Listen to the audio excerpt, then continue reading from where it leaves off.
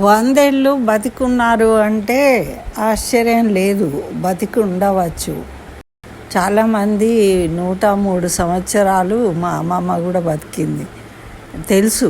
కాకపోతే 116 ఏళ్ళ వయస్సులో ఈమె తిరుపతికి మెట్ల మార్గంలో వెళ్ళి దర్శనం చేసుకుందంటే ఎంత ఆశ్చర్యకరమైన విషయం అండి. ఆ వయసులో ఆమె అలా నడవగలిగింది, మెట్లెక్కిందంటే. మామూలుగా 60 ఏళ్ళు అంటేనే ఎక్కలేమండి, అయ్యో అనుకుంటాం కదా. మరి ఈమె ఎలా ఎక్కింది అంటే కేవలము భక్తి వల్ల. ఆమెకున్న కుంఠితమైన భక్తి వెంకటేశ్వర స్వామి మీద, అదే ఆమెను అలా తీసుకెళ్ళింది. ఇది గమనించిన అక్కడ సిబ్బంది వాళ్ళు ఆమెకు విఐపి దర్శనాన్ని కలిగించారు. ఇది చాలా సంతోషకరమైన విషయము.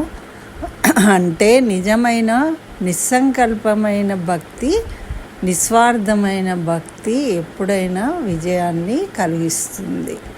ఏదైనా చేయగలుగుతాం మనం అని నిరూపించింది ఈ అమ్మ.